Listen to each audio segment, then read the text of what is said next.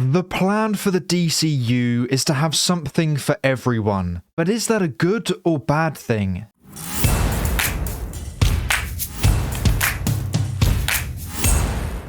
Hey everyone, welcome back to our movie news. Today is one of the topics I am most intrigued about when it comes to the DCU. James Gunn and Peter Safran's plan for the DCU is to have something for everyone, meaning some projects will be light-hearted comedies, others will be extremely dark and serious, and the rest will be somewhere in the middle. But is that a good or bad thing? Now I ask this because I really think there are great arguments for both sides, and today we will go through the pros and cons of this decision to hopefully come to a conclusion by the end of it. But before we get into this discussion, let me know your initial thoughts on this decision in the comments below. I want to see if by the end of the video your opinion has changed. Okay, so let's start with the pros of this decision. Firstly, shifting tone to tone based on your characters and stories allows the individualism of characters to really shine. One complaint the MCU may have faced was that a lot of the characters felt too similar. They didn't contrast enough. And with the DCU, that will be very different. If you read the comics or watch the cartoons, you would see that Batman and Plastic Man are very different,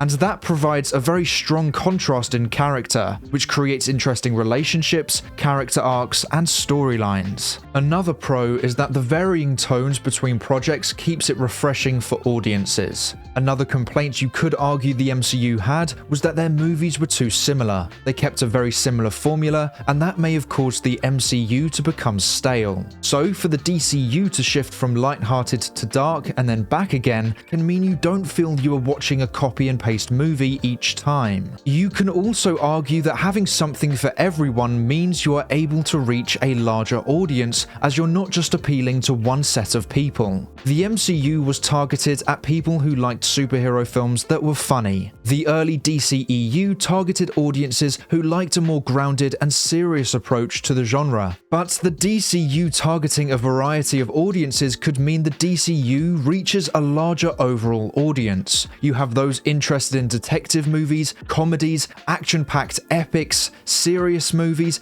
and even magic. It means that you're not limiting your audience because you stick to one formula. For someone like me, I loved the peak MCU, but I also loved the early DCEU. And the reason why I loved both of them so much was because they were so different to one another. But when the DCEU tried to copy the MCU formula, it actually made both less enjoyable for me because they felt so similar. So the DCU going from peak MCU tone to, in my opinion, peak DCEU tone to other tones altogether, it means everything feels fresh and I can be excited for different projects for different reasons. My biggest complaint of the later stages of the DCEU was that they just ended up sticking with one tone, and I wasn't the biggest fan of that tone. It was overused and each film was getting worse than the last, which leads me onto my next pro. Variation means no one is left behind. I've made it very clear that I didn't like Peacemaker, and one of my biggest issues with that show is the humor. The actual story was really good, but I just couldn't stand the humor. And the DCEU past that show basically continued that humor, but not with the R rating. So it was like getting hit with a double whammy. Not only did I not like that humor in Peacemaker, but I was basically getting other variations of that in every other DCEU movie after it. And I know there are DC fans that felt the same way, but also felt the same way with the early DCEU. Every early DCEU movie had the same or similar tone,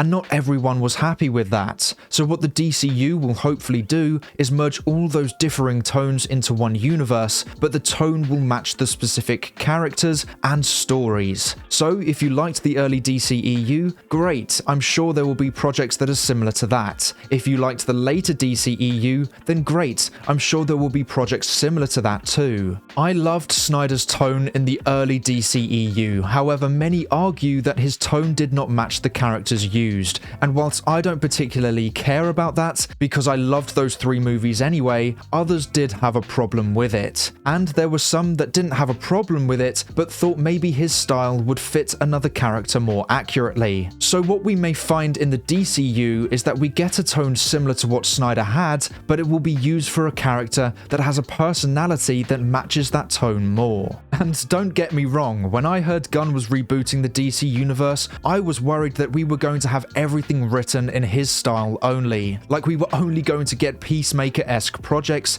and no serious or darker projects, but that's already been proven wrong with what's on the slate. Swamp Thing, Batman Brave and the Bold, and Supergirl will definitely have different tones to what we have seen of Gunn's comic book style, and he has said that, so the tone will vary to match the characters used. So we have a lot of pros, but now let's talk about the cons of this decision. Firstly, I don't know if audiences will love the varying tone. Us fans might, but I think humans in general like consistency and comfortability. The MCU was loved by so many because it was comfortable and consistent. You knew what you were getting, and before 2019, it mainly exceeded those expectations. So if the DCU is changing tone every movie, I don't know if that will appeal to the general audience. Sure, there needs to be a level of unpredictability, but can general audiences latch onto a franchise that in their eyes might not be able to make their mind up? Because for me, one of the many reasons the DCEU failed was because the people in charge couldn't make their mind up. They started dark and made a lot of money, and then suddenly changed to light-hearted comedies, and the box office massively dropped, and so there wasn't really anything audiences could latch onto. And could that happen to the DCU if they introduce one tone but then suddenly shift to another in the next project? Another big con could be the box office. General audiences make up the majority of the total audience who watch these movies.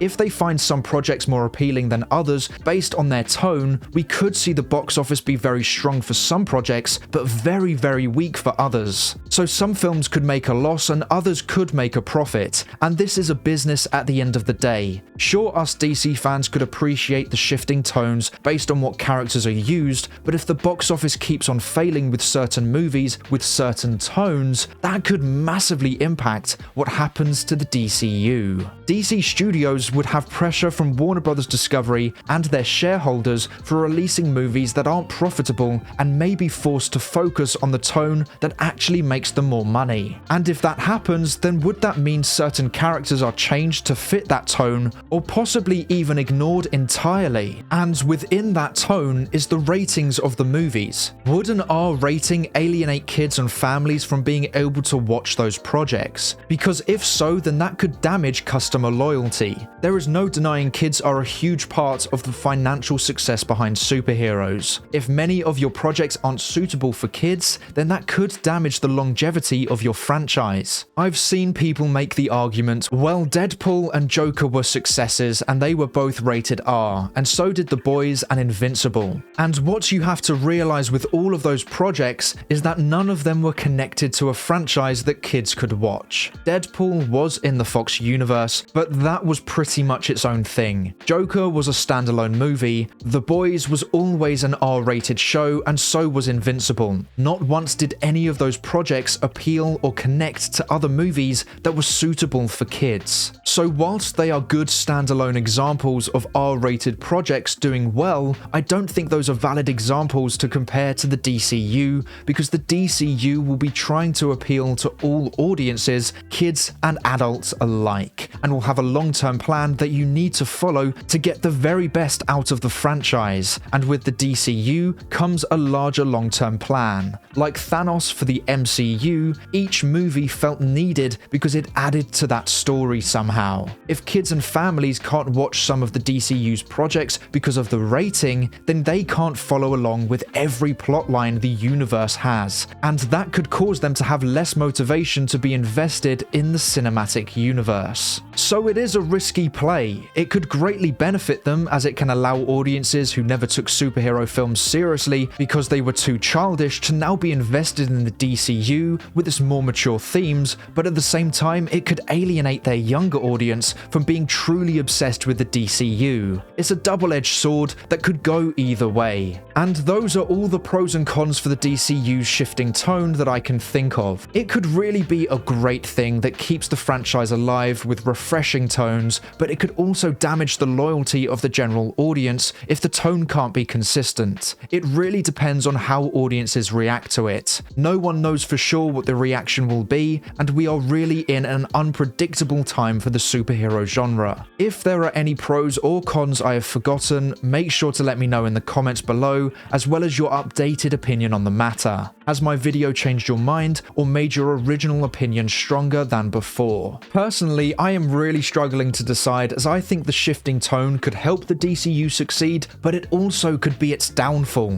Both are very valid arguments, and it really comes down to the execution of it, which we won't know until the DCU is in action, and how audiences have responded to it. I was really hoping that by the time we got to the end of the video, I would know how I feel about this, but I really don't. I really think that both have extremely solid arguments, and I actually think this is one of the many times where a definitive opinion isn't really needed, at least from me. But I want to hear your thoughts in the comments below. But that is all for today's video. Thank you so much for watching. Please make sure to like and subscribe and turn on post notifications so you never miss a video. I hope to see you here again soon, so until then, have a great day. Bye!